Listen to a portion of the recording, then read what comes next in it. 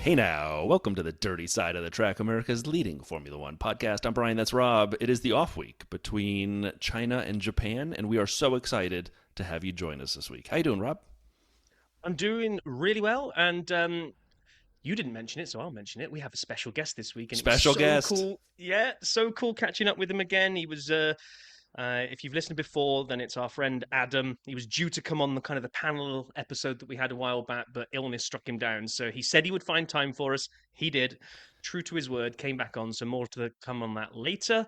Uh, We'll hit news and social first, where not really a lot happened this Yeah, week. There were nothing no big. big stories or any Nah, dramas. No, not at nothing. We'll all. try and find something to talk about.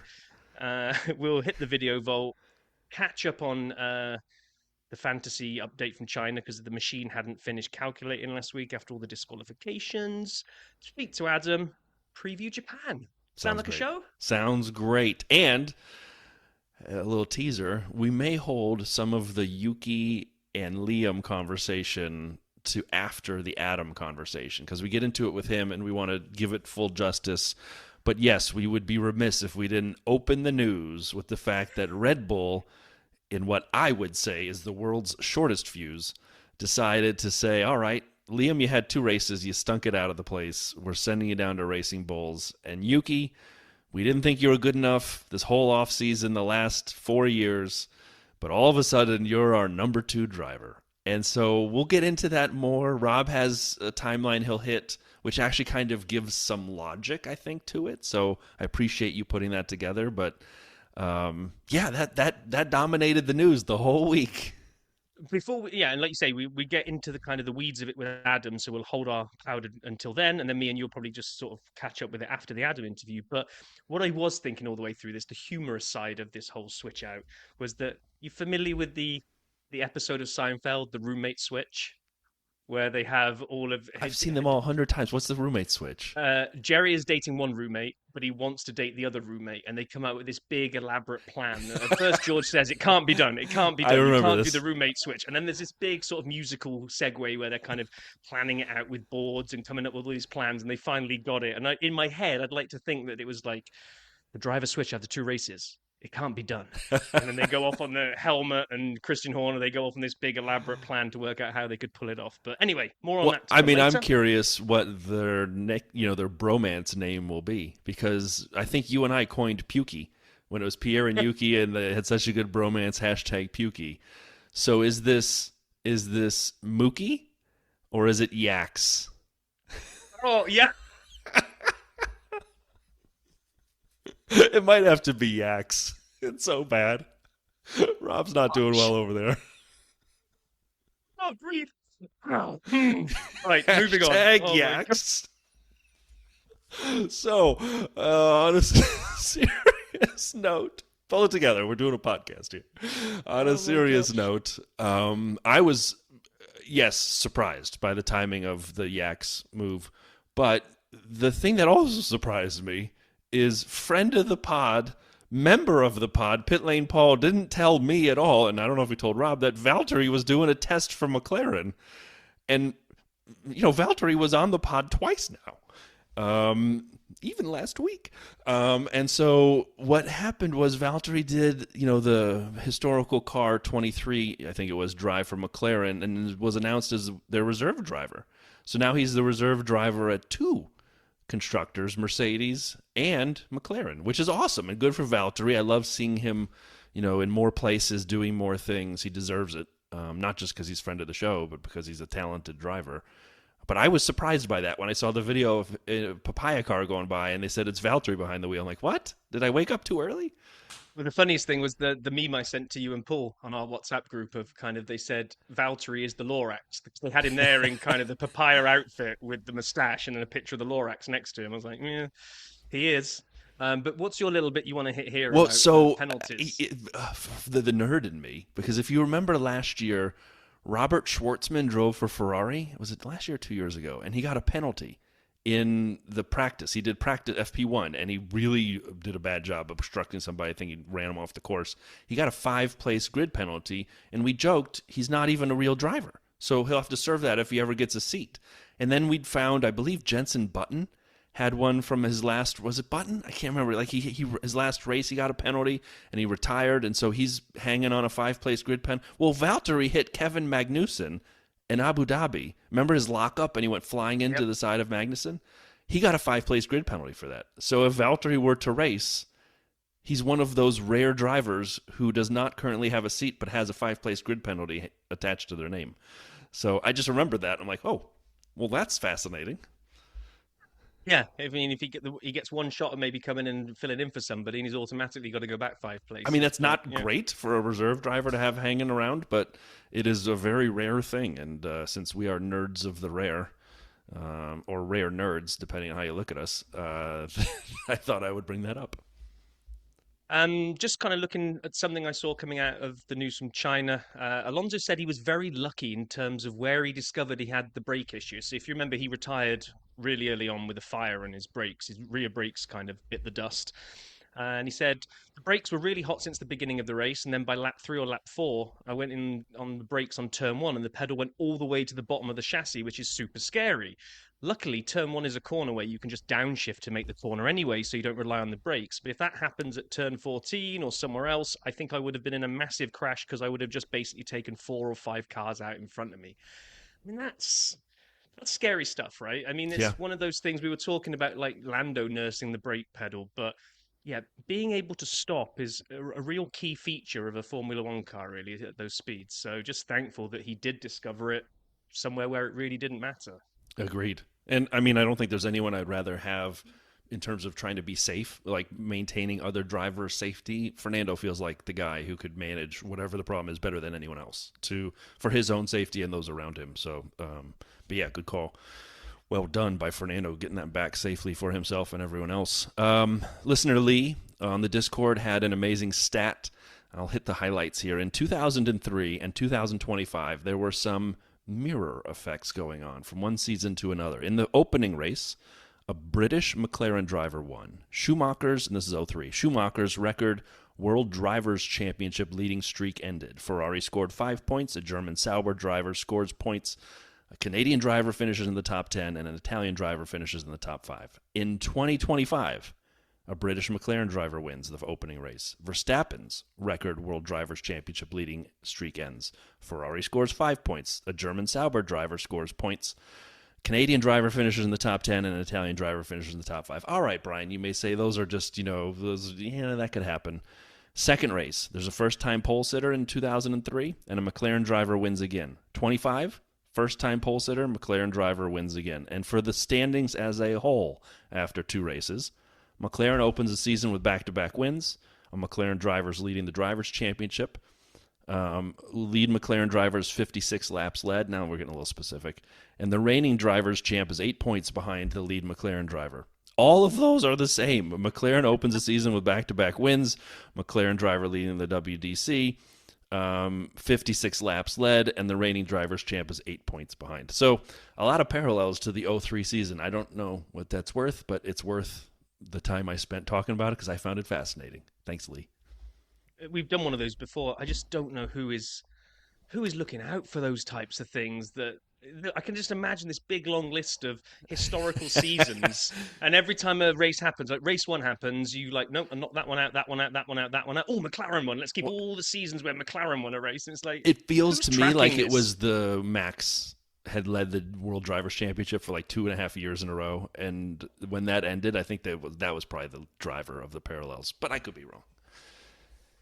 Okay, now, one thing that I just want to set straight, and we do talk to Adam about this a little bit as well, but enough with all the Ferrari cheat talk out there, people, please. Um, it's not cheating that led to Ferrari getting disqualified. It is going up to the absolute maximum allowance of what you're allowed to do, and to try to get the best performance out of your car that you can. And then miscalculations and getting caught foul of that rule. There are many, many, many sports. And if you don't know what I'm referring to, Ferrari got disqualified both cars last week at China, basically to do with minimum weights and ride height. The plank wear on the floor was over the acceptable limit. And, you know, it's just what every sport has, right? You have limits where there is a rule, a line in the sand that you're not allowed to cross, but you're allowed to get up as close to it as you possibly can. Right. But the moment you fall foul of it, like it was quite funny. It was like split. There was some people online, oh, Ferrari cheated again, and they got caught out. And other people saying it's ridiculous. Why does only zero point 0.4 of a mil matter? Why disqualify somebody over zero point 0.4 of a mil? It's like, well, because that's the rule, Right. and you have to have rules. And the moment it's broken, you can't have some sort of leeway where you go, it was only zero point 0.4, don't worry about it. Then everybody goes up to 0.4 the next week. Right, exactly. Some cars may unlap, but not all cars? Question Abu Dhabi 21.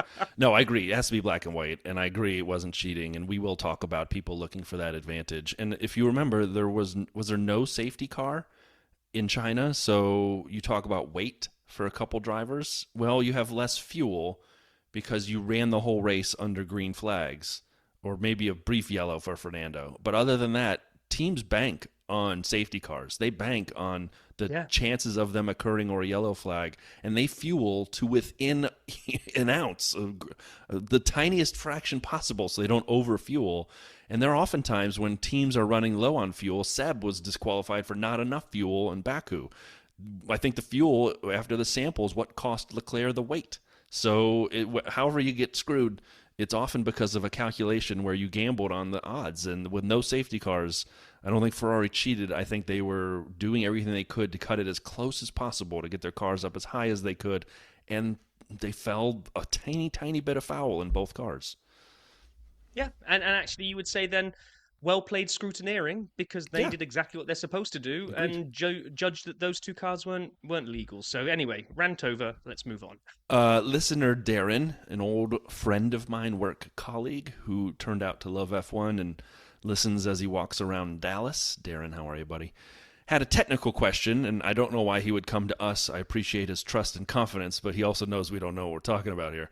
One technical question you might address is why do tires degrade more when in turbulent air following the car in front closely versus when they run in clean air? And I talked to Rob before the episode. I said, boy, I probably should have reached out to someone like Dr. Hobbs and asked him for an answer, but I forgot.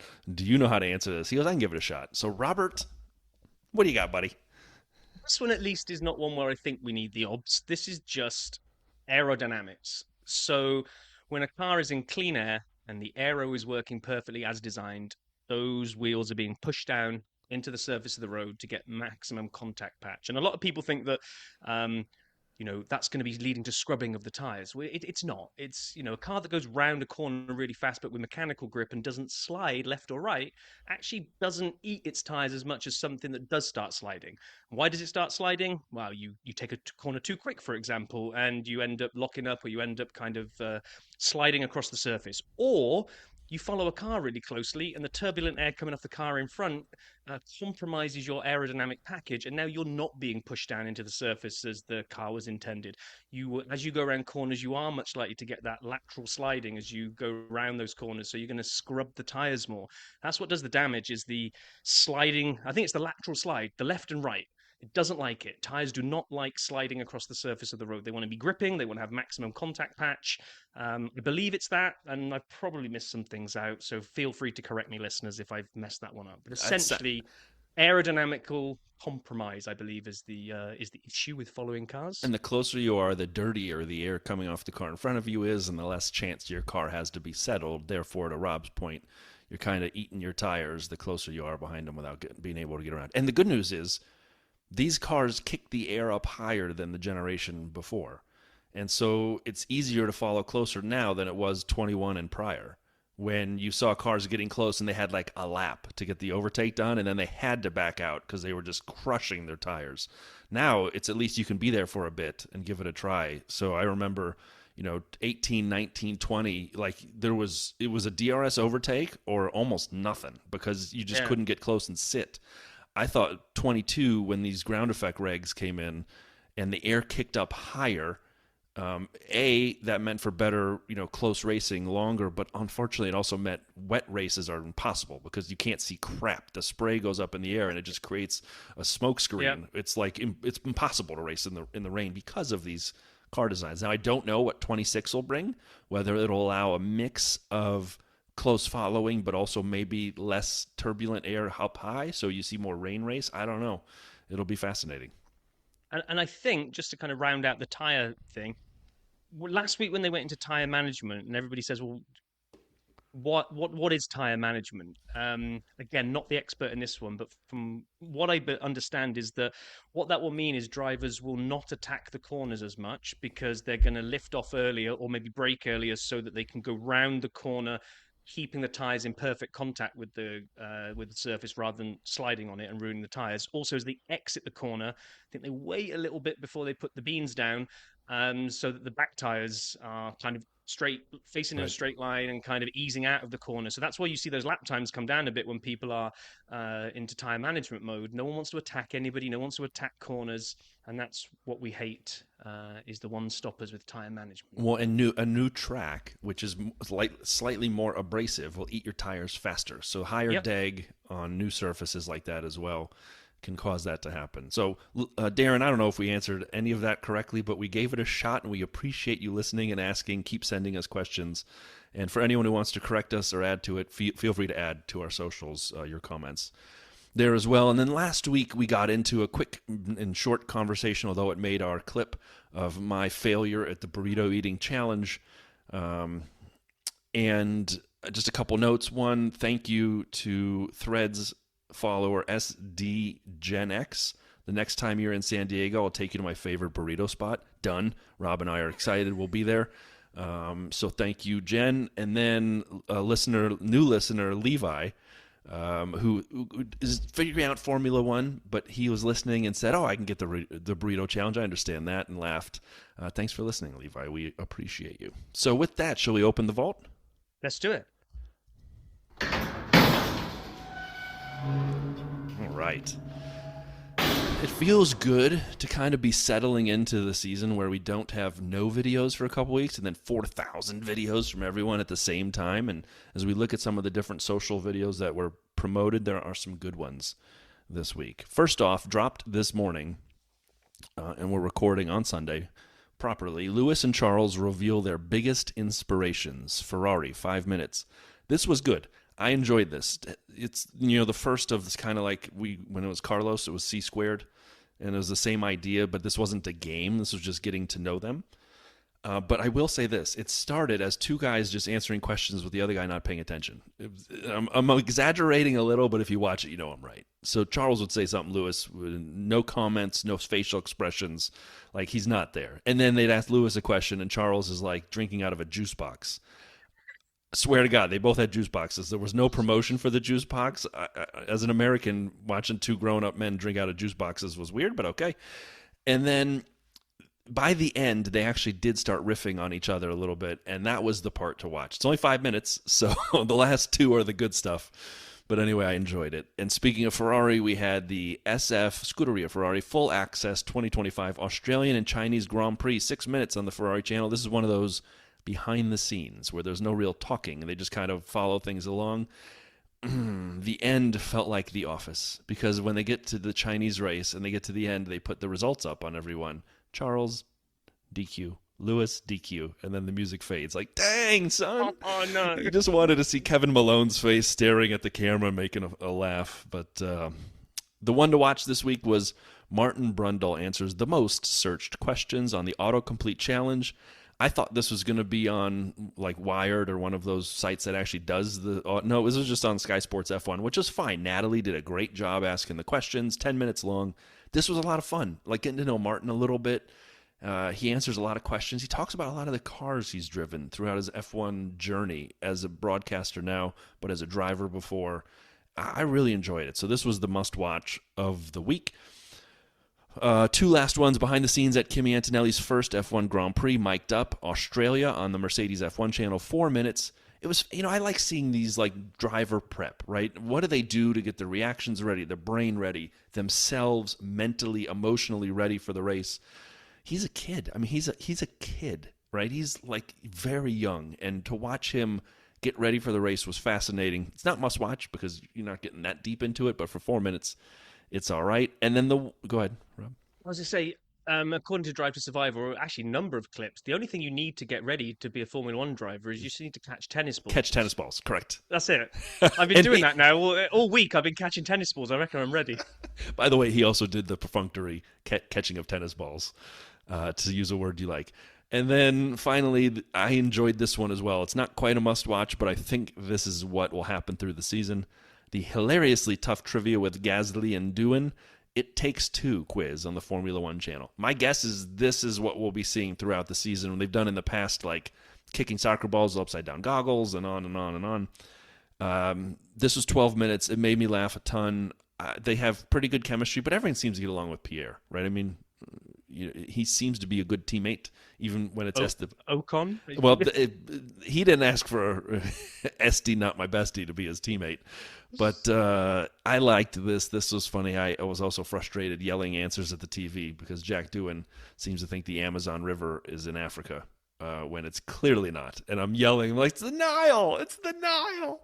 The geography nerd in me. And, of course, don't miss the Lollipop Man and P1's Best Reactions. And Lee, who we already mentioned once, made a video on the Discord. And you guys, if you're interested in seeing it, it's pretty cool. You got to join the Discord to check it out. So with that, let's close the video vault.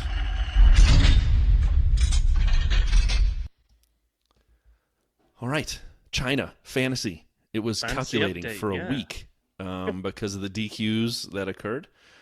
It's not often where you really throw someone under the bus the way I'm about to throw Rob under the bus, but I'm going to do it. 49th place, Beans Meat Signs. Beans Mean Signs, 49th, Rob Vale, 141 points. Rob, that was bad, bro. What happened? Let me look. Oh, you have Ferrari. I had Ferrari. So my other team that was that I was experimenting drivers over constructors, that one got 274 points with Piastri on a double. Nice. So my experiment so far is definitely that the driver over constructor choice was the right one, 2-1 in, because my other team has beaten my other team easily both races so far. So thankfully I picked the rubbish team to put in the dirty side league, so that's fantastic. Well, I had a good week. I was 11th, 264 points. I did not have any Ferrari assets, so that was really helpful. I had Oscar 2X, which was huge. I had McLaren. I had Williams. I would like more out of Carlos Sainz. We'll talk about that with Adam. So you had 264. I did. Because I can't use this one to say that I beat you. I'm just interested. So I got 274 on the other one. Oscar at ×2, alongside Antonelli, Hadjar, Behrman, and Doohan, with McLaren and Sauber as so the I took a 10-point extra transfer penalty, so I also scored 274. But in order to get there, I had to do the dirty and take 3 transfers. Got you. So I lost 10 points for that. So yeah, 264. Oh, nice. I also tied with Andy. Tails I win at 11th. But more importantly, who was at the top of the leaderboard for China? 299 points. Let me check here. They did not use a chip. So good job by Busan with the noobs. Kimi Häkkinen, Naiku, great job, 292. Shoeies for Piastri, Nick Magos. Nick, great job, man. That's huge. And then Renato with We Are Checking Racing. Well done, 278. And rounding out the top 5, Naya F1 team from Naya. Nice job. And we had a lot of folks really right on their heels as well. Michael, Sigma, Andy, Soledad, Kevin, Asier, and then me and Andy. So great job to a lot of folks on China getting that right. I'm curious. I will look real briefly here. Where does that put us overall? I am 12th. Andy Tails, first in the league after 2 weeks. Tails, I win.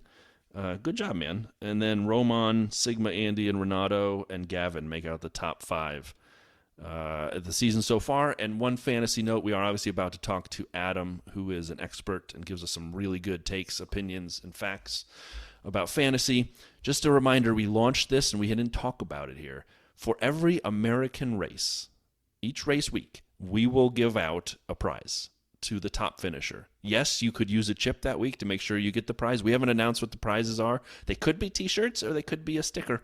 I don't know. We'll see. We have to figure out what we're doing here, but tell your friends to join the league. If you feel like you have a team somewhere else or you aren't in the fantasy league yet and you want to give it a shot, there's no harm, no foul, just because a couple races are over. If you have a team that already scored points, bring it in, or if you want to make a new one and participate and join, we'd love to have you under the tent. So that is our fantasy update. And like you say, that's a perfect segue into having more fantasy updates as we chat to Adam. All right, we are super excited to have an amazing guest and friend of the show and friend of ours, Adam, from Fan Amp Fantasy HQ. I almost got it right. And the awesome, amazing Fan Amp website, which I use to plan my budget building and team processing. Adam, welcome, man. Guys, thanks so much for having me back on. I love joining the dirty side of the track. We're going to talk a little bit about fantasy, about the madness of F1 through the first two races. So I'm strapping in. Let's have a good time. We will for sure. I got to say this, you have had amazing fantasy success, and we'll talk about that in a second. I love watching your success. I appreciate more, though, that you still make time to come back and talk to Rob and I and do the pokey little podcast that is the dirty side, and for being a good friend to us outside of fantasy. So, Adam, you are the man. But with that, let's talk about the fantasy year so far, 2025. We're two races in. We had something that happened in Australia in the wet, and it was hard to figure out what that meant. And then we had China, where we had a weird kind of sprint race version and then regular race version. Ferrari looked good, then bad, and we couldn't figure out what was what. What's kind of tickled your fancy in in Formula One so far this year? You know, the first two races have been really typified by these really big events and a lot of just surviving the race. We only had 14 drivers reach the checkered flag in Australia. We had just Fernando retire in China, but then we had the 3 disqualifications afterwards. So, you know, really just keeping your fingers and toes crossed that your favorite drivers reach the end of the race and survive the post-race scrutineering. I think that's been probably the funnest part of all this. But then also, too, just how incredible the standings look after 2 races. You've got the likes of Lance Stroll, Esteban Ocon, Alex Albon ahead of both Ferraris. So I think the parity up and down the grid right now is incredible. So just on that point, we got picked up by our friends over at the Midfield Pod last week because we said something nice about Lance Stroll. And what I hadn't realised is they've got a little segment on their show called Say Something Nice About Lance Stroll. So I think we've already hit one this week, right? You've already given him the big up of where he is in the championship. So is this what he did 2 years ago? And then he'll go into witness protection and he'll never score another point? Or is this the year when it clicks for Stroll? We'll find out. But interesting to get your take on, do you think, given how close it looks, and you know, in previous years when Red Bull have been so far ahead, there was probably no point in really running your car as low as possible and risking plank wear. Do you think, you know, Ferrari have come out and admitted, me and Brian talked about it earlier on, but there's it's not cheating, it's just trying to run the car to the exact limit that you can get away with for maximum performance. Feels like a lot of the teams are having to do this year because there's more chance this year. There's more opportunity to win, I think. Yes, we're in the last year of these engine regs, and so all the teams are as close together as they've ever been before. So they're trying to get just 1 millimeter here, 1 kilogram there, just to try to get as close as you can. And Fred Vasseur had some really interesting comments after the disqualifications, saying exactly what you said there, Rob, that the teams are going to try to get as close to the limit as possible. And he predicts more and more teams are going to get disqualified this year because you're going to put it right up against that line. And if one element goes out of your control during the Grand Prix, you're going to be on the wrong side of the line and get disqualified. So it's going to be a bumpy ride this season. I love it so far, though. I love that fact that, like you say, everyone's finding that millimeter of performance that can make a difference, that kilogram of performance that can make a difference. And yeah, we may see some DQs. What has surprised you so far this season, though? Like, as you look, you know, as we left testing, everyone said, all right, here's kind of what we expect. Has there been a team or driver that has really shocked you in terms of their performance so far, good or bad? I got to tell you, I'm really impressed with what Kimi Antonelli's done through the first 2 races, parking it up right behind George in both of these races so far. Agreed. He's the number 2 scoring fantasy driver in the game. Of course, got a little plug for fantasy there, but he's just had such a mature look to a wet Australian Grand Prix and his first sprint race of the year. I think he's really kept his head up, especially considering he's filling in the seat of one of the legends of the sport. So really, really good start to the season for Kimi Antonelli. And then also, on the other side of that, of course, Liam Lawson. We'll talk about his swap with Yuki in a bit, but I could not believe he was finishing as low as he did in a Red Bull. Really goes to show you how difficult that car is to drive. You know, that's a great point. And like you said, we'll get to Liam and Yuki in a second. The Kimi thing, though, I mean, there are some of the rookies who really look like they have it, whatever that is, right? That ability to drive fast, to put on an overtake when needed. I felt like Isaac had it in China. Obviously, what happened to him in Australia was unfortunate, but you watched that with Kimi. You watch just the way that some of these drivers. I really enjoyed Ollie Behrman and some of the overtakes he was putting on in China. It's fun to see that, and I think those are some of the surprises. I am curious. We'd mentioned Lance Stroll briefly, and we already said something nice, but a couple years ago, Rob sat here, and Mr. Vale proclaimed Lance Stroll the third best driver on the grid. Now, it was like 2 races into the season. It was 5 races in. That makes it worse, Rob. Actually, You're not helping yourself. No, it doesn't make it worse because at that point he was. He remember when the Aston Martin came out of the gate and he podiumed and they were absolutely on fire. Wrists. And he had the broken wrist, but he was still able to drive. And I really thought that was going to be the year that we were going to see him shed the daddy's boy. You've only got a seat because your dad owns the team thing. And he didn't. I've held my hands up multiple times and said, I got that one wrong because it's that early season form just. As soon as the car wasn't there, he's not the driver that can make the most out. Mind you, then he wasn't the driver that can make the most out of a bad car. This year, I'm not so sure. I'm not going to go out on a big limb and say that Lance is going to make it this year, but that Aston Martin looks terrible. Fernando can't seem to do anything with it. I know last race he had to can't finish a race because of, but I don't know. I think Lance is quietly going about his business this year. And it'll be interesting to see how the rest. I mean, we're 2 in. We're 2 out of 24. So what's that to say? But well, so the flip of that, though, because the question I'm curious Adam's thoughts, and I've been thinking about this, and I think I have an answer. Question is, as we look at the veterans, so at least people in their second year, I'm trying to figure out who's the disappointment there. And there's a lot of different versions, right? You can't blame reliability on Fernando, for China per se. But, I look around the grid and I'm like, what? For me, the person I have the question about is Carlos. Is he just adjusting to the car? I mean, putting it in the wall under a safety car isn't a great look. I know it was wet and he had a massive torque surge or whatever it was. That we have the sound effect somewhere. I won't play it. But then he kind of just was in no man's land in China for most of the time. He had the George Russell problem, which is I'm not doing anything fancy. I'm just doing my job, except he was at the back of the grid and George was at the front of the grid, and we never saw either of them. So I'm kind of curious, is there a veteran that, like, whether new team, same team, someone you anticipated more from that you haven't seen? Well, of course, I've got to go back to Ferrari on this one because I think through no fault of the drivers, they've had a very tough start to the year.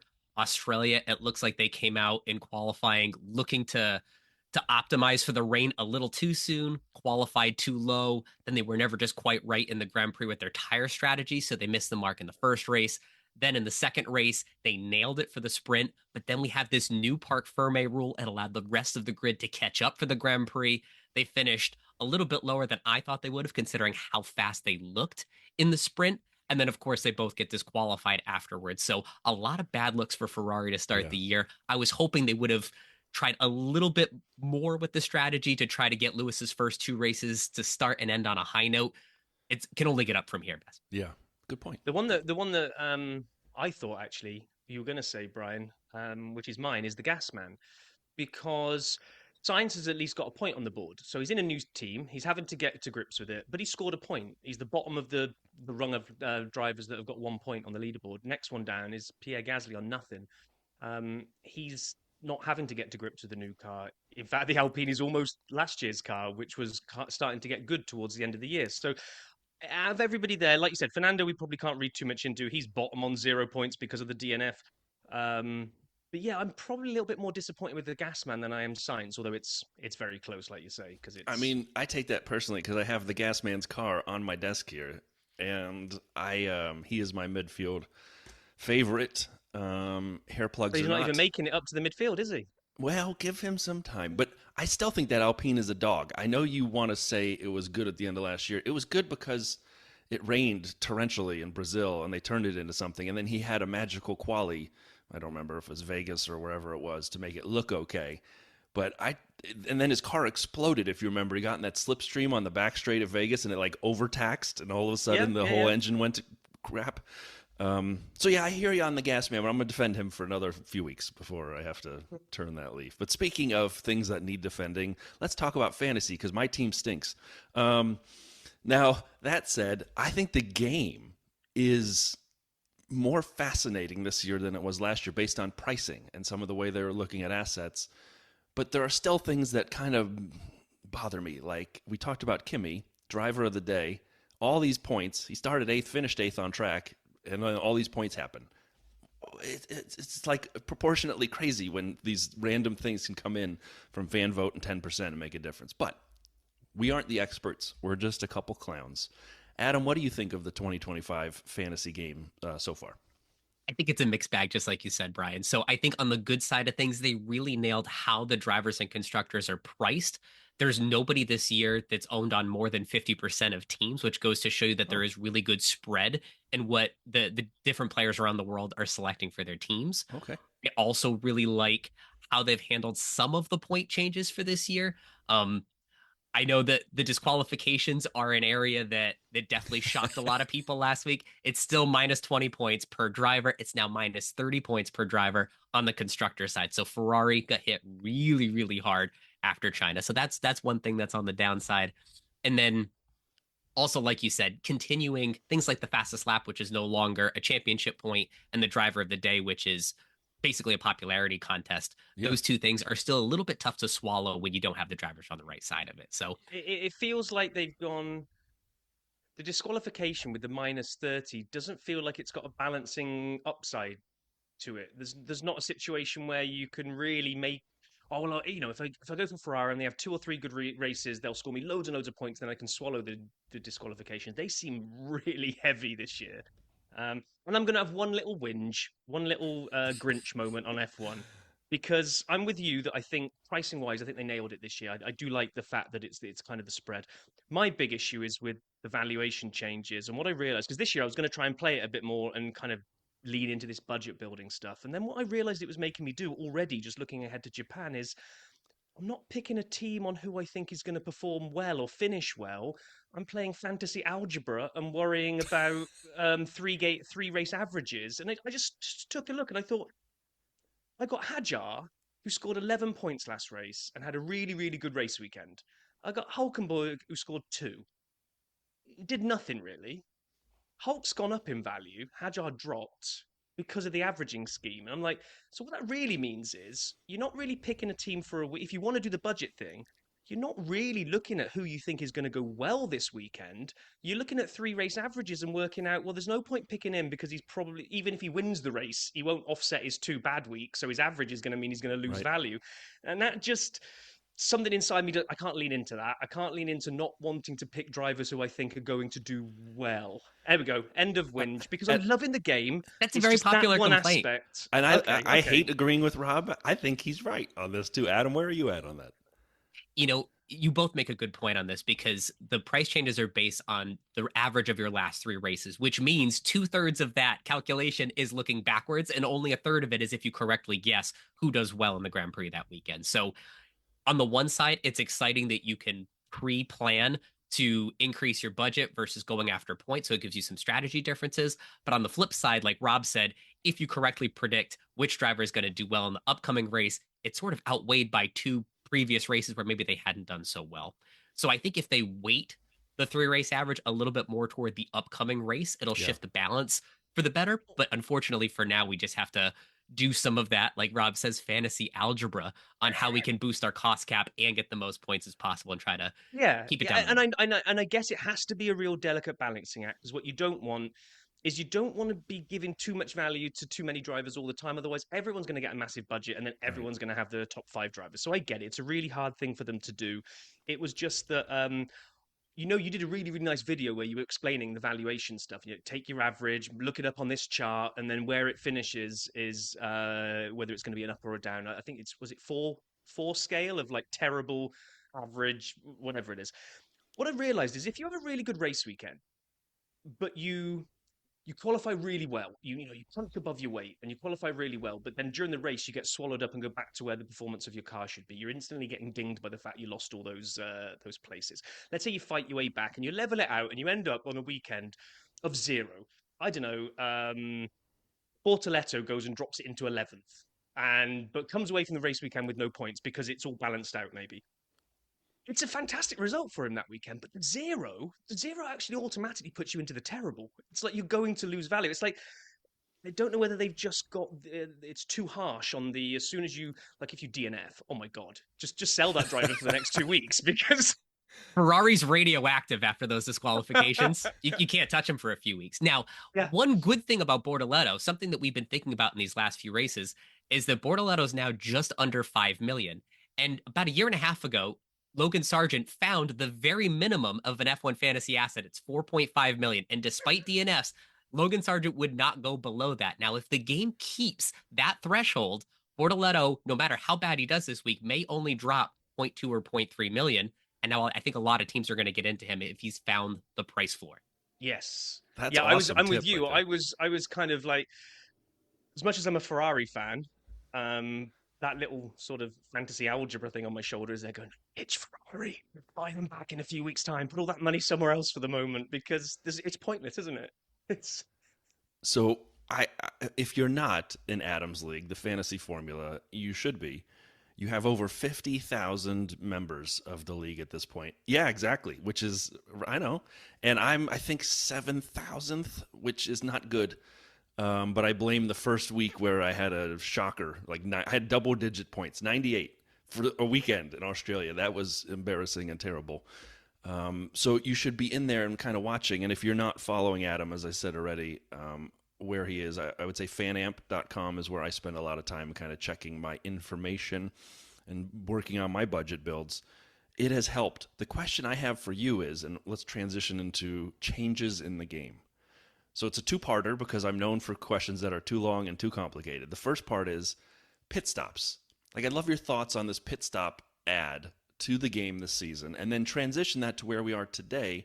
Let's talk about Yuki and Liam and what happens to them given the news we heard this week of the shift at Red Bull and RB and the driver changes, because I think they're doing it in a way that makes sense, but will be tough for people who had them in their lineups already to swallow. So let's start off with the pit stop thing. How do you use this? Do you think there are teams who are better at pit stops and you want them in or not, or is it just a ancillary effect of owning a constructor?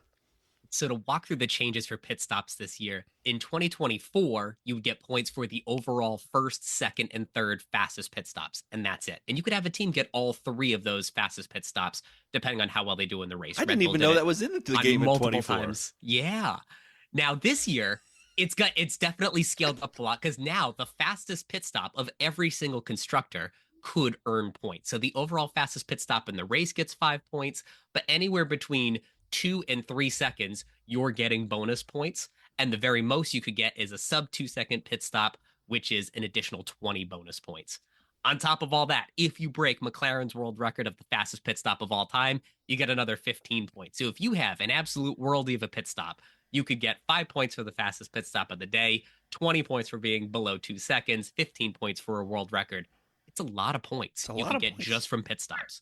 And then McLaren go and get disqualified, and you lose all the points. Then you lose them all. That's right. If you get disqualified, like Ferrari did last week with their fastest pit stop, you vacate the win. So that all goes to the second fastest pit stop.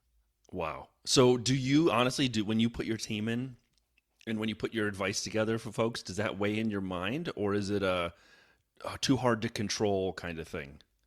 You'll actually find that some teams do faster pit stops than others, particularly Red Bull, McLaren, Racing Bulls, all fairly quick with the pit stops. I think there were only 3 teams last year that got a sub 2 second pit stop.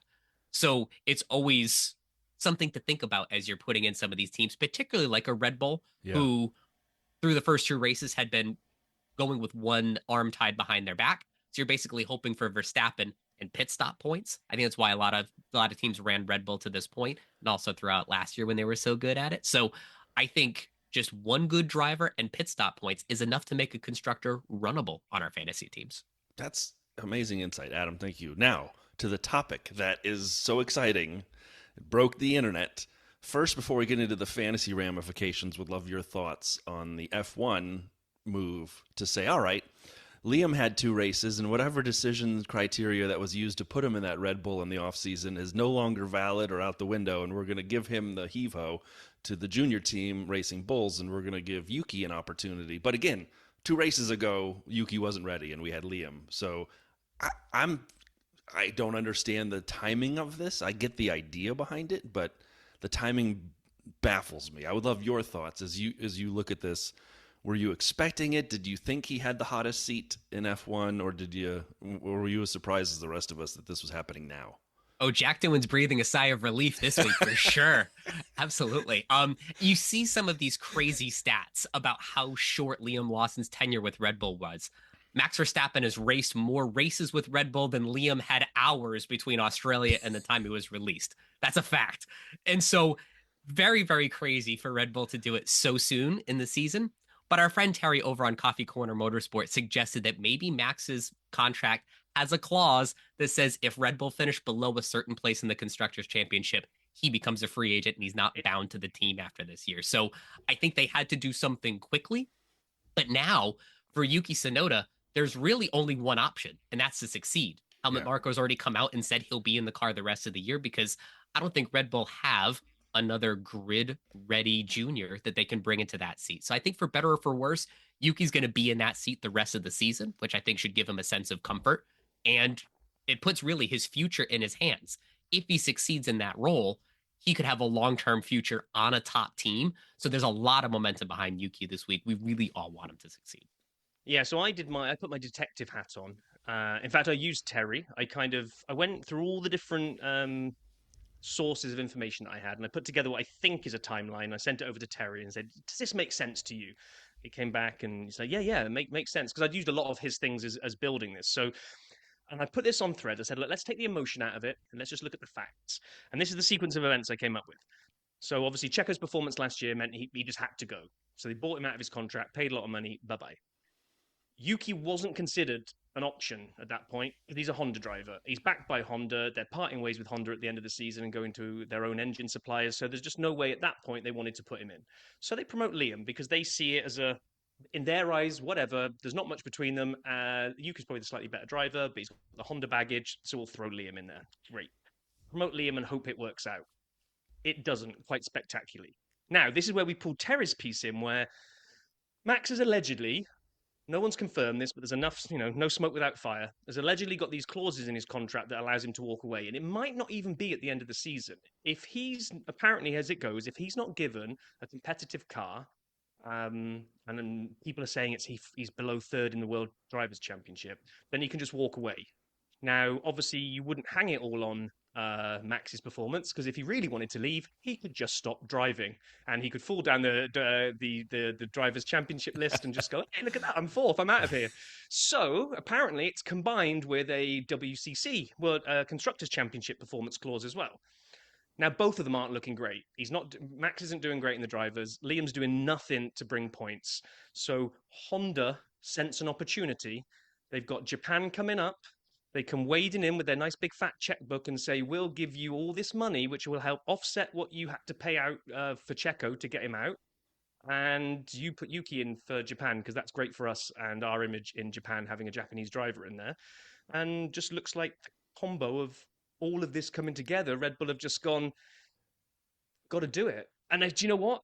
If I'm in a position where I've got to choose between losing Max potentially and all that comes with having Max Verstappen in my team, or putting an arm around Liam's shoulder and nurturing him for the future, I'm sorry, I'm sending Liam back to Racing Bulls as well. Anyway, there we go. There's my little. Makes a lot of sense when you say it that way. Absolutely. I mean, it makes sense, but very little stuff that Rob says actually makes sense. So we'll just take it as he used Terry and cited Terry appropriately, and that does make some sense. But from a fantasy perspective now, and we kind of hinted at this, it's not as though the game could just say, and we were all kind of curious, they can't just say, all right, Yuki was $9 million or whatever he was on Racing Bulls, and now he's in Red Bull, and you can't just go jack his price up because it's a different car. It's a different asset. You're talking about Yuki at Red Bull versus Yuki at Racing Bulls. And the same for Liam coming back down to the junior team.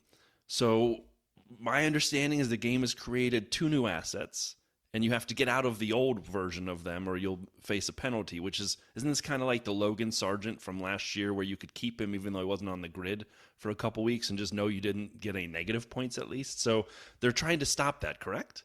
It is. All of that's true, Brian. So what they've done is they've made a Red Bull Yuki and a Racing Bulls Liam. They've completely swapped prices. So now Yuki is 16.8 million. Liam is exactly half of that at 8.4 million. And so if you had either of them on your team previously, you'd have to drop the old asset and bring in either the new asset or a completely different driver to avoid getting those inactive penalties, because you get basically a -5 for qualifying, a -20 for the Grand Whoa. Prix, and if it's a sprint weekend, another -20. So you really want to get that old asset out of your team and then bring on either new Yuki, new Liam, or a different driver altogether. Do we know, will that count as one of your transactions to do that? It will. It will. And this has upset a lot of the Yuki truthers who had Yeah. him at 8.4 million and I thought he was going to go to the moon, get another 8 to 10 million when he moved to Red Bull. And that's why I picked him up right after China. Unfortunately, because of, like you said, the Logan Sargent situation last year, they had to make sure it was a new asset each time. We had a bit of a sense that this was happening with Ollie Behrman, who raced for both Ferrari and Haas last year with separate game assets. So I think we knew this was coming, but for those that were uninitiated, and it took them by surprise. Yeah, I mean, I could see that being frustrating, especially even if I weren't necessarily a Yuki truther, but I just had him on my team, good budget, good value, good performance, team on the rise, and all of a sudden now I have to use one of my two, or if I didn't have a rollover, only two free transfers. That would be tough. I actually took a 10-point penalty last week so that I could build some budget, and I know that's a bad move, and I did my own analysis, and Dr. Jack Daniels told me it was the right thing to do. As I sat here late one night, and I took the 10-point penalty for an extra transfer for a third I didn't have.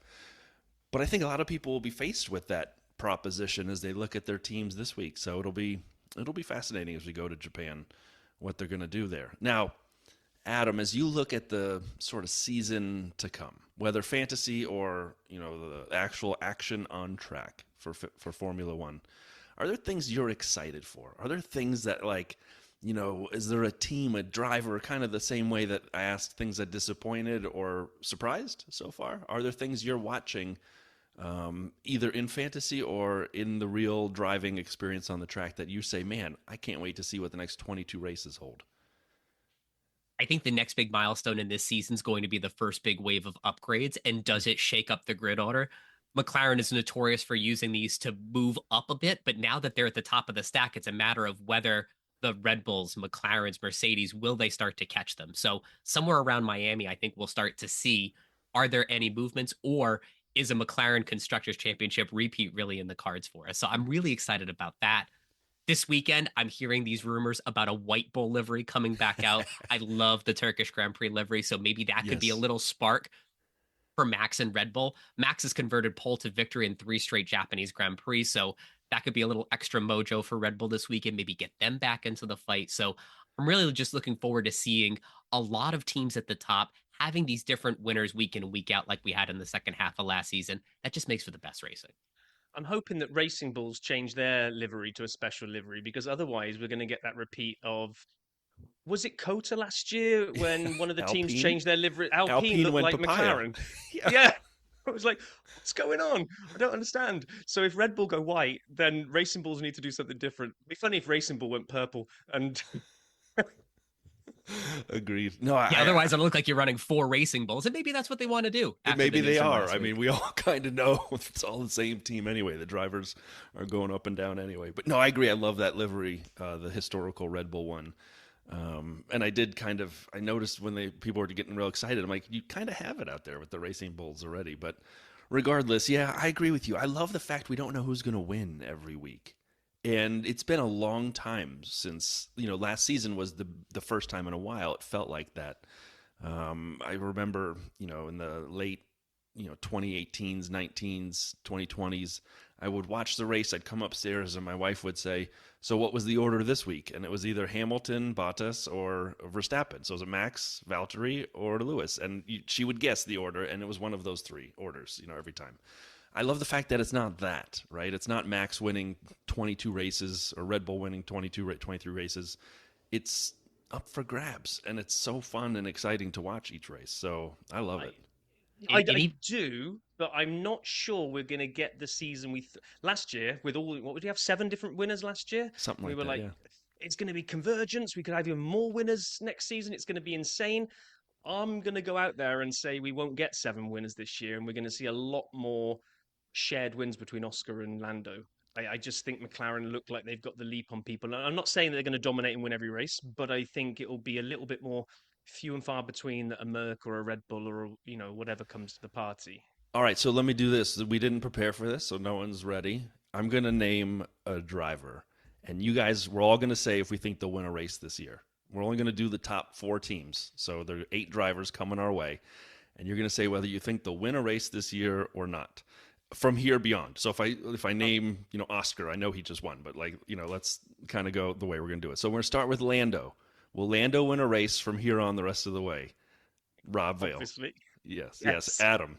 Yes. Yeah, definitely yes. Oscar. Will Oscar win a race from here on? Rob Vale. Yes. Adam. Yes. Brian agrees.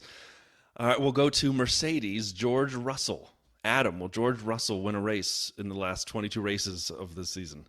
Absolutely. 2 straight P3s. I think George is going to be onto something again. Rob? No. Oh, wow. I am also going to say no. Kimi Antonelli will finish on Mercedes. Adam, will Kimi win a race this year? I don't think he has that much mojo. I'm going to say no. Vale? No. I agree, no. We're going to go to Ferrari.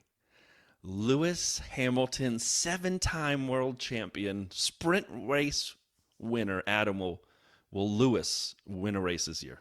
I'm morally obligated to say yes. I love it. Rob, what about you? Yes, and if they give him the car there, Silverstone is his favorite place to do that. So I'm going to say yes. I'm also going to say yes because he looked really good in that sprint, and I think he's got it.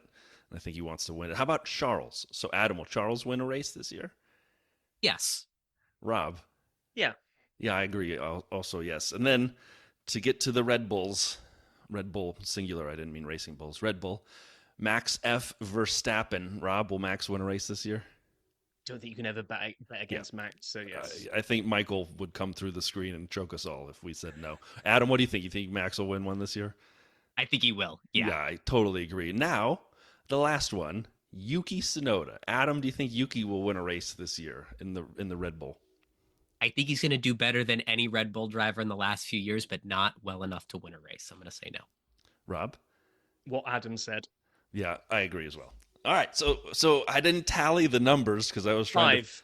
5 was what we thought. Yeah, which is less than last year, unless you're somebody right. from outside field, like in rain or whatever, comes through and wins from one of the other teams. Maybe Lance Stroll's going to come through and put the Aston Martin on the top step. He is a good wet driver. I mean, he's Canadian. Yeah, he loves the gravel. Ouch. He'll never live down Brazil last year. Never. Never. Agreed. All right. Adam, anything you want to share? And please, I would love if you'd plug where to find all of your analysis and insights, because I know I did a poor job introducing it to start. But tell everybody where to find all of the amazing insights from you and your crew. Thanks, guys. So you can find me at the Fantasy Formula Podcast. We have 2 shows every week, a race preview at the beginning, and then a live deadline Q&A 1 hour before lineups lock each and every race weekend. You can also find my written work at fanamp.com/fantasy. We have guides for anything you could think of, new players or old players to catch you up on this season. And of course, at Fanamp Fantasy HQ on all your favorite socials. I mean, it has been an absolute pleasure having you back on the show, Adam. And as I said, not only a good guy and a nice part of the community, he's also really a supportive friend. And so I couldn't recommend following Adam any higher. He is the man. Adam, thanks for your insights, buddy. And thanks so much for having me. I hope we do this again soon. Definitely. Box. Adam, again, thank you, sir, for joining us. That was awesome. Really enjoyed the conversation. And we kind of got into, and we touched off the episode with this, with Yuki and Liam and the changes. And you heard most of my opinions. I mean, again, I still feel it's just too fast. Like there's some fact pattern that they used to put Liam in the car in the offseason. I don't know how 2 races changes that fact pattern. I get your point. Yeah, money. I get your point though, Rob, on where what they have to do with Max, the Honda money, all these other things. I just don't understand how 2 races is enough to say time to pull the plug on that experiment. If it's true, I say it has to be Honda. I think Honda sense blood in the water. You've got Liam that's just done nothing and doesn't look close to taming that car. which a lot of second drivers have found difficulty taming that car. I think Honda just just chanced their arm and just went, "Is this money, this big pile of money in this suitcase, enough to convince you to put Yuki in?" If Liam had been doing well, it never happens. But I don't know. I think it's just potentially timing an opportunity, and that's what's happened. Now, like you said, it's man, Yuki's under pressure now. I Yuki going into Japan in the Racing Bulls, the start that he's had, and the car looking feisty, I would really have fancied his chances of points again. For I think last year, we'll come to on the Japanese preview, he got points, and it was the first time for a long time that a Japanese driver has done that. This is a big ask to get used to a completely different car. Could you imagine if he podiums? I know probably not going to happen. First race, the Red Bull car doesn't look like a podium car for anyone, but potentially Max, we'll see. But could you imagine what would happen if Yuki podiums in his first race in a Red Bull in Japan? He will be named perpetual mayor of Suzuka. I mean, that would be... Likewise, can you imagine what happens if Liam beats him? Qualifies him, beats him, any of the above. I agree. I'm like, now they've created more drama. We go into another race with just drama to watch unfold as we do this. Listener Laura, who is awesome. Laura, thank you for being so supportive over the years. She had a question. She said, I kind of have a hot, weird take on the Red Bull thing, and we kind of discussed it, she and I, for a bit. I think Red Bull will run out of second drivers before they find someone who can match Max. What do you think? I love that question. Because you start thinking about it, first off, there's a reg that says each team is allowed 4 drivers in a season. If you remember, Alpha Tauri reached that when they had Liam come in for De Vries, Ricardo, and then Ricardo got hurt, and then Liam. So they were at 4. So if they wanted to do anything after that point, if someone was injured or they wanted to go somewhere, they would have had to bring Ricardo back, or they would have had to, even when he was hurt, or bring De Vries off the bench after they fired him, because you're allowed 4 drivers. Both teams have now named 3 drivers. So they have 1 left for the remainder of the season, both of them, if they wanted to do anything. Now, what does that mean for reserve drivers? I think the candidates for Red Bull and probably Racing Bulls are both the same. I would assume it's the same pool, right? F2 racer Pepe Marti and Super Formula driver Ayumi Iwasa are both named as potentials, reserve drivers. I don't think either of them are ready for a Red Bull, let alone a Racing Bull. So I think as you look at this, I think they've kind of gotten into a little bit of a pickle, where if they want to make any more changes this year, it's either reversing what they just did or a super early promotion for Isaac. I mean, it's just like, it's chaos. It's basically they got Max, and then they got 3 other guys, and where are they going to sit? We'll wait and see when the music stops. Oh man, yeah. I mean, it did consume all of the column inches this week, and rightly so. It's ridiculously early. I think I saw somewhere that we've never had a driver replace this soon. Even when they were listing out all the kind of short tenures in cars, this is the shortest, I think, in terms of modern era, anyway, at least. So all eyes are going to be on those 2 teams in Japan as we look ahead to the Japanese Grand Prix next week. So let's get that kind of little preview done. Let's do it. Laura, by the way, thank you for the question. That was a great one. Yes, thank you, Laura. So the Japanese Grand Prix hasn't always been at Suzuka. 1976 and 77, it was the Fuji Speedway. Then 87 to 2006, we had Suzuka came in. Fuji came back for a couple of years, and then since 2009, it's been at Suzuka. And we love this track. Yes. Both Brian and I absolutely love this one. So it's 53 laps of 3.608 miles. It's figure of 8 layout, which the children in us, that's just instantly cool, because it's just like all those slot car Scalextrics things that you used to have as kids. You'd always have to put the little bridge on and kind of make the figure of 8. Can we say honorable mention to Singapore? I know it's not a figure of 8, but they touch at a corner and it looks like a figure of 8 from the sky, but it's just a 90 right and a 90 right, but the corners touch. No, no, you can't have that, because there's something close. Cool about going under true. Where the other cars are coming over. 100%. It's one of only 2 FIA Grade 1 licensed circuits with a figure of 8 layout, and the other one is Fiorano, which is the Ferrari test track. And this is why we love it. It's 18 corners, but basically featuring every single type of corner known to man. In terms of, we've got the ultra slow hairpin, we've got snaking S curves, we've got the ultra high speed 130R corner, and we've got elevation changes like Spa all over the place. I mean, it's just chef's kiss of a track, I think. Agreed. It's a beautiful circuit. Beautiful backdrop, too. It's just, and the racing fans are so passionate who go to Suzuka, not just Japanese fans, but others who travel there. Sebastian Vettel, who in his second half of his career, when he became a respected statesman as opposed to the young whippersnapper that everyone loved to hate in the first half of his career, he said he would gladly come back to race at Suzuka at any point after his retirement. He's like, call me. If anyone needs a replacement driver, I'd be happy to come back, but only for Suzuka.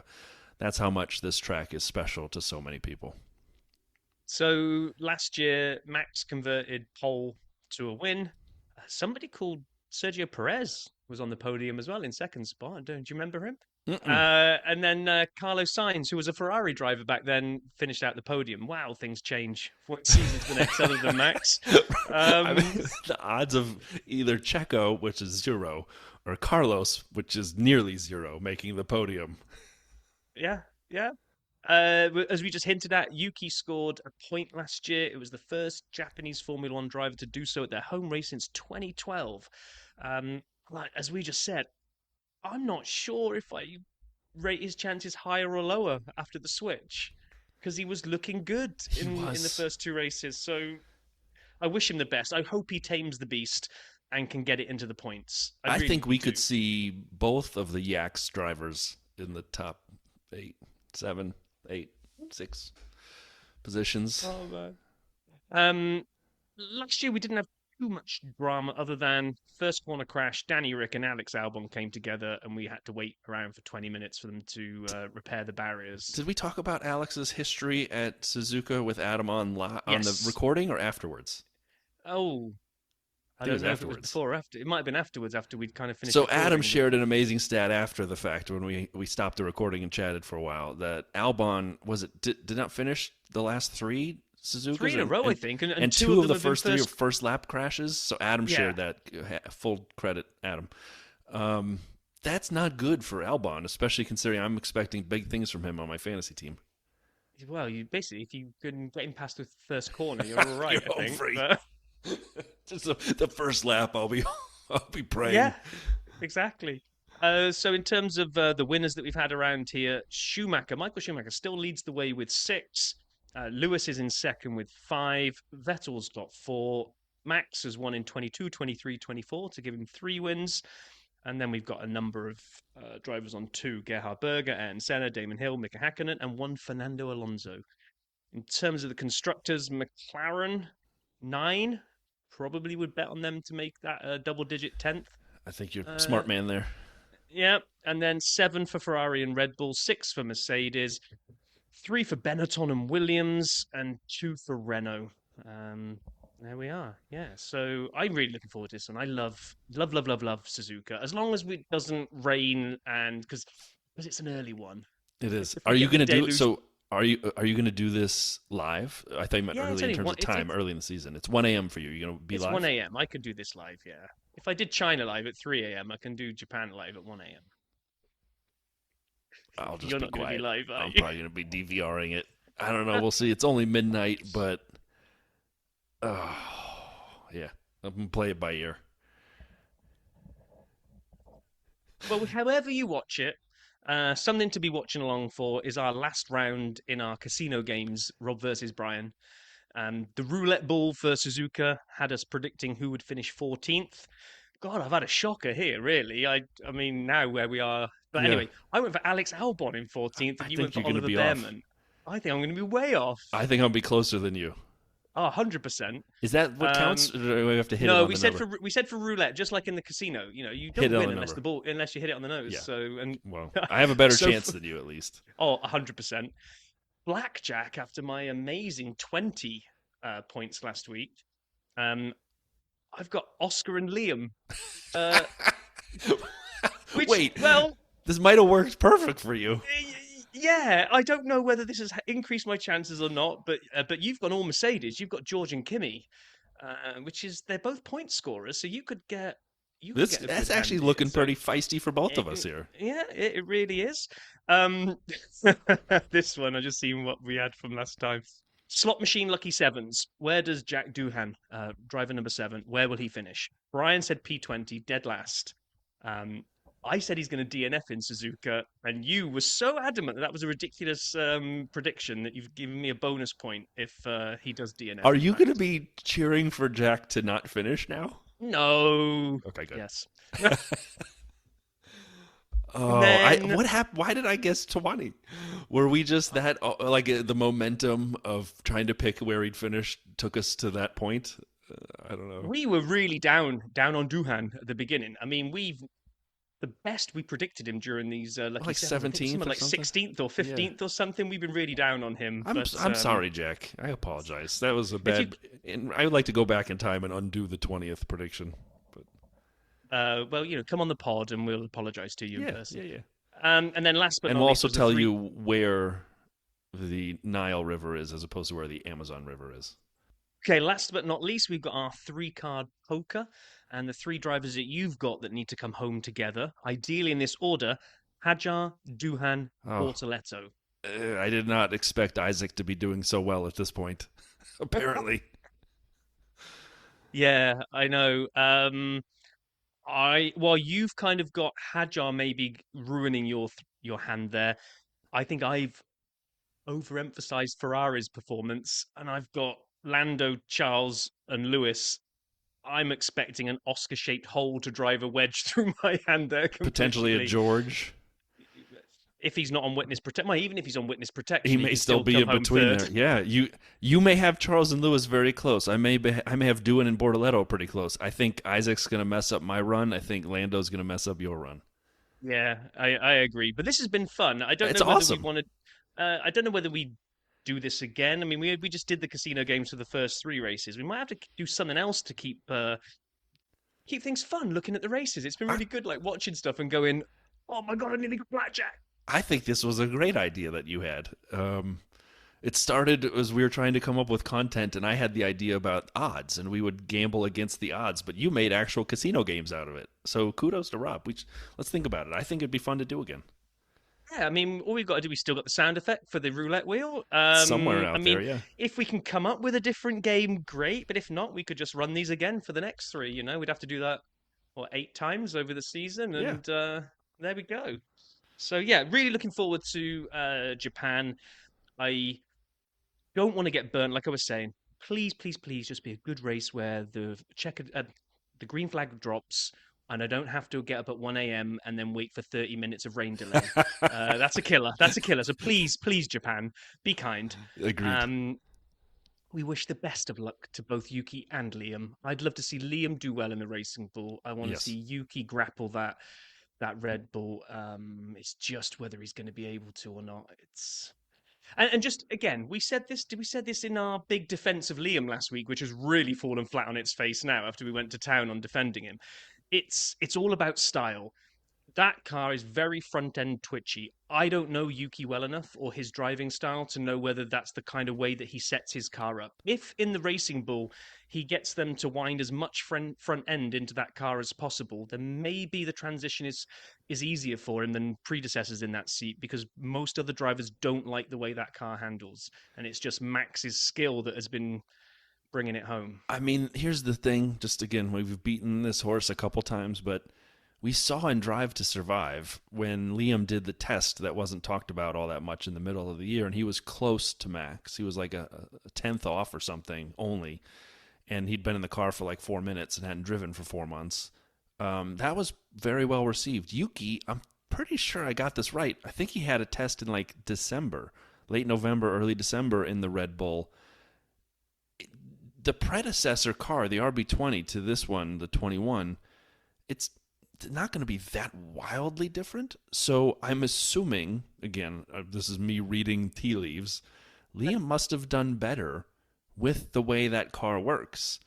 Or else wouldn't they have given Yuki the drive? Unless it was like dead on even, and we already said why. No, I still think the Honda thing. I still think Yuki stood But if Yuki no were chance. that much, if Yuki were better, if he were like tying Max's times, I think they would have given it to him regardless. Now I think, I don't know. I'm cheering for both. I'm cheering for both guys as well. Oh yeah, It's same just- here, same here. I just- Liam seems a good guy that maybe just got his chance too early, too much too soon. Send him back to Racing Bull. I'd love to see him get that into the points. I think him and Isaac will be a feisty little pairing to keep an eye on. Yeah, And yeah, wish Yuki all the best of luck in the Red Bull seat. for sure. I guess we'll find out in what happens in 1 week's time, and you all can listen to that recap with us back here on the Dirty Side. We appreciate all of you. Have a great week. Be well. Be safe, everybody.